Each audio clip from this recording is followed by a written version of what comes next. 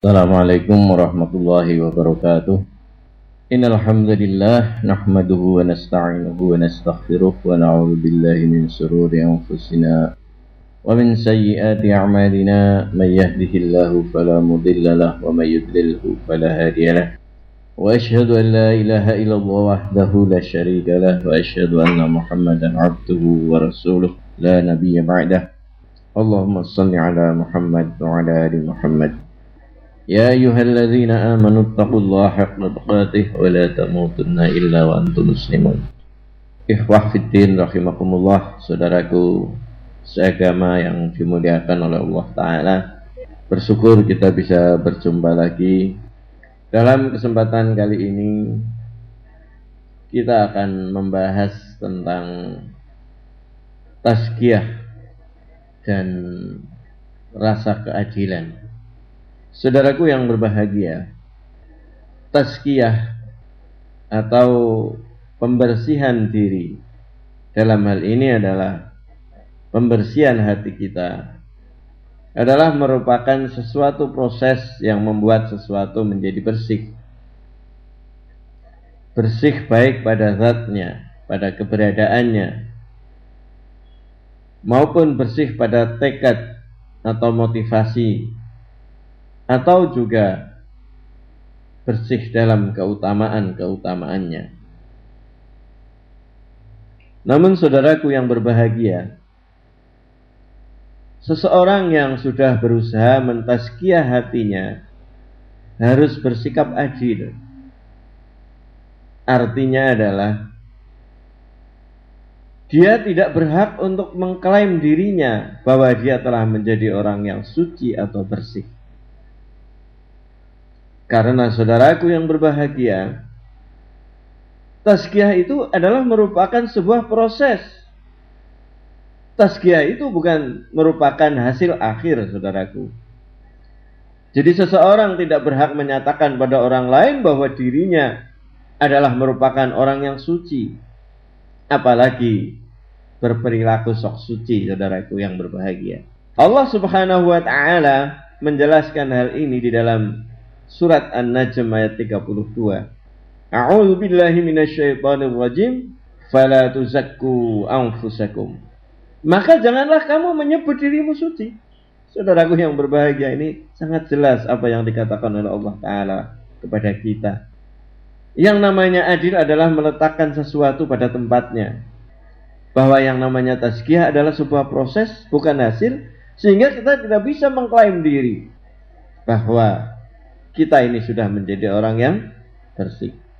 Artinya saudaraku yang berbahagia, ayat ini juga menunjukkan kepada orang lain tentang kesucian dirinya itu tidak boleh. Karena memang Allah Ta'ala juga berfirman, qad aflaha man zakkaha. Sungguh sangat beruntung orang-orang yang mensucikan jiwanya. Ini juga merupakan janji dari Allah Ta'ala kepada kita. Apabila kita senantiasa membersihkan hati kita, maka kita akan memperoleh keberuntungan.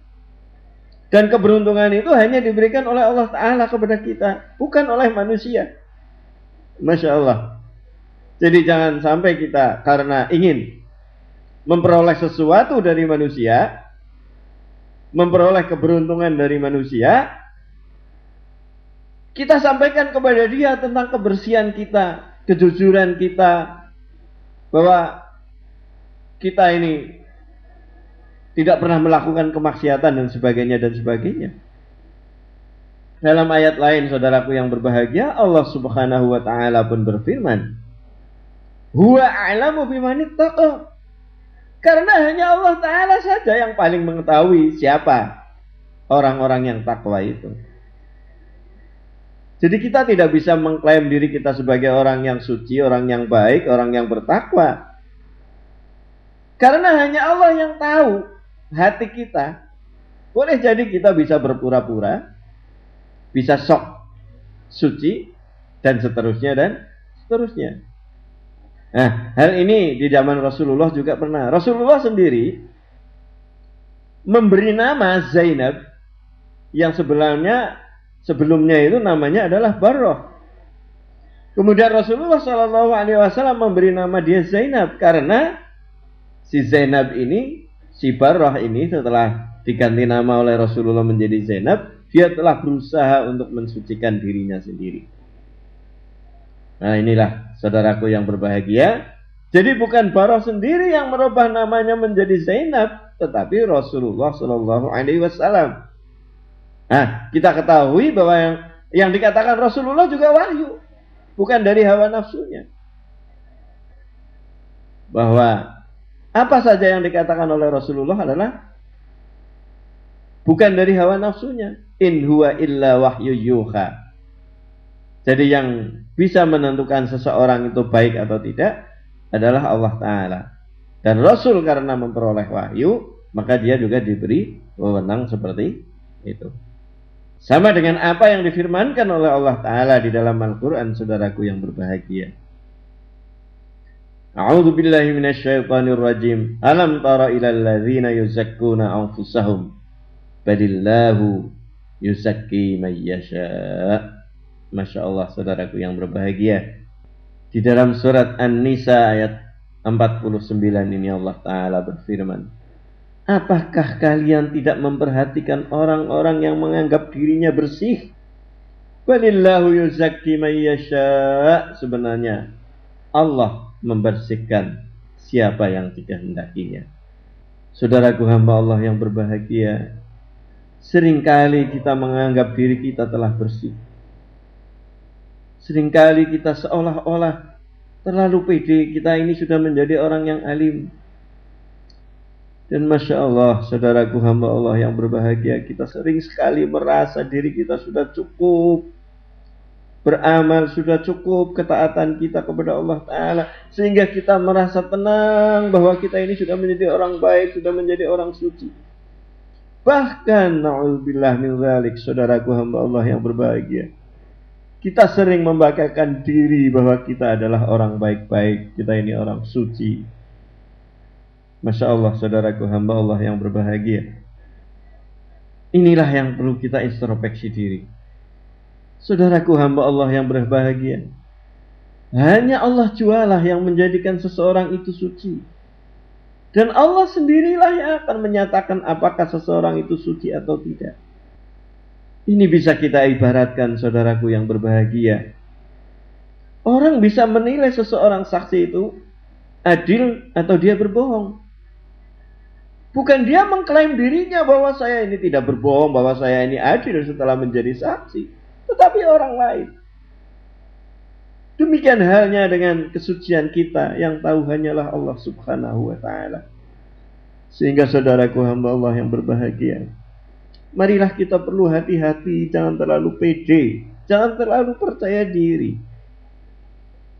Sehingga kita merasa tentram, merasa tenang, merasa sudah cukup bahwa diri kita itu sudah banyak sekali kebaikannya, bahwa kita ini sudah menjadi orang yang suci.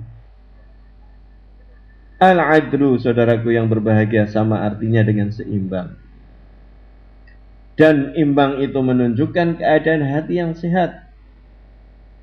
Sebab dosa yang diperbuat oleh seseorang sama dengan ia telah menganiaya dirinya sendiri atau menzalimi dirinya sendiri. Zalim adalah lawan dari adil. Manusia yang suka berbuat zalim, saudaraku, adalah manusia yang membalikkan sifatnya karena ia telah melawan sifat adil untuk dirinya. Orang yang berbuat adil, saudaraku, berarti ia telah menegakkan keadilan itu pada dirinya. Seperti orang yang memetik hasil dari amalnya sendiri, baik amal soleh maupun amal maksiat. Sebagaimana yang difirmankan oleh Allah Ta'ala, laha ma kasabat wa 'alaiha ma iktasabat. Baginya apa yang telah ia perbuat dari kebaikan, dan untuknya apa yang telah ia kerjakan dari kejahatannya. Surat Al-Baqarah ayat 286. Saudaraku hamba Allah yang berbahagia, amal adalah merupakan perbuatan. Amal itu bisa amal baik, amal soleh, atau amal sayyi'ah atau toleh. Amal-amal ini, saudaraku, baik amal itu soleh maupun toleh, sangat membekas dalam hati, baik manfaatnya, mudaratnya, dan keutamaannya, sebelum ia memberi bekas kepada jasmani manusia. Keutamaan yang membekas dalam hati itu adalah, saudaraku yang berbahagia, sifat adil. Dan kejelekan yang membekas dalam hati adalah sifat zalim. Sebagaimana yang telah difirmankan oleh Allah Ta'ala, man amila salihan fali nafsihi wa man asa'a fa'alaiha. Barang siapa yang beramal soleh, maka kebaikannya adalah untuk dirinya sendiri. Dan barang siapa yang beramal jelek, maka keburukannya juga untuk dirinya sendiri. Bahkan saudaraku hamba Allah yang berbahagia, kita di dalam mentazkiyah diri kita, kita senantiasa terus menerus berbuat kebaikan terus menerus. Kita tidak usah mengklaim, tidak usah memperlihatkan kepada orang. Kalau orang yang tidak suka kepada kita jelas menjelek-jelekan kita. Bahkan saudaraku yang berbahagia, apabila orang memuji kita seperti menaburkan pasir di matanya. Atau bahkan di hadis yang lain Rasulullah menyatakan bahwa orang yang memuji seseorang lain ibarat sedang mengalungkan pisau di lehernya. Na'udzubillah. Sehingga saudaraku hamba Allah yang berbahagia, marilah kita senantiasa berusaha, berproses terus-menerus tanpa mengklaim diri sudah suci. Karena keistiqomahan kita di dalam berbuat baik itu semua untuk kita sendiri. Sebagaimana yang dinyatakan oleh Allah Ta'ala, in ahsantum li anfusikum wa in asa'tum falaha. Jikalau kalian berbuat baik adalah kebaikan itu untuk dirimu sendiri. Jikalau kalian berbuat kejelekan, maka kejelekan itu adalah untuk dirimu sendiri. Saudaraku hamba Allah yang berbahagia, adapun perbedaan kebaikan dan kejelekan, bahwa sebagaimana yang dikatakan oleh para ulama-ulama kita, sesungguhnya bagi kebaikan itu adalah merupakan cahaya dalam kalbu, dalam hati, merupakan kekuatan bagi tubuh.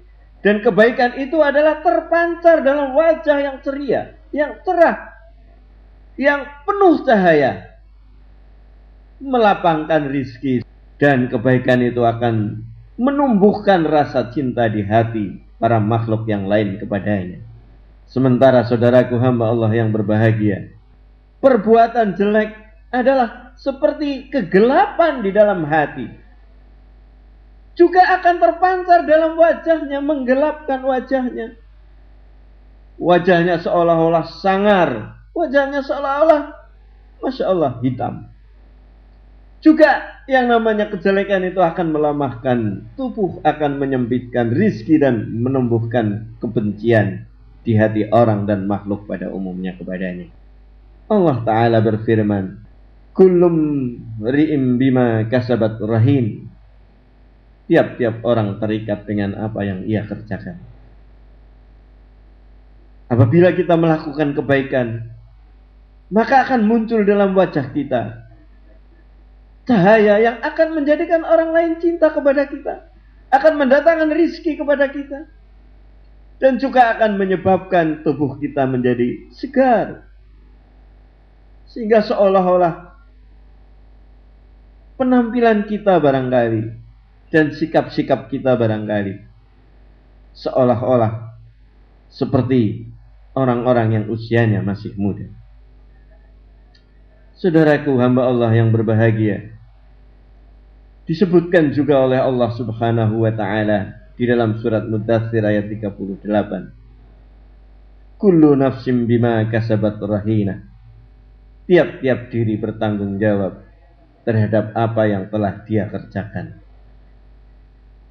Di dalam kaitannya dengan tazkiyah ini, marilah kita terus menerus mentazkiyah hati kita, mentazkiyah diri kita, yaitu dengan cara menghilangkan sifat-sifat yang jelek dan kemudian kita mengisinya dengan sifat-sifat yang positif. Saudaraku hamba Allah yang berbahagia, berkaitan dengan ayat ini Apalagi dikuatkan oleh ayat Allah Ta'ala, wa an laisa lil insani illa ma syaa. Dan tidaklah seseorang memperoleh kecuali apa yang dia kerjakan. Maka mengaku dirinya suci saja itu sudah tidak boleh. Apalagi kita menganggap bahwa yang namanya kebaikan, kesucian itu adalah merupakan warisan atau merupakan keturunan. Na'udzubillah. Saya keturunannya orang-orang baik-baik loh. Bapak saya seperti ini, itu. Masya Allah, saudaraku yang berbahagia.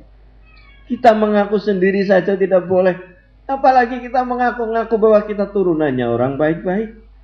Dan Masya Allah, lebih-lebih bahwa kebaikan kesucian kita itu tidak dapat diperjualbelikan, saudaraku yang berbahagia.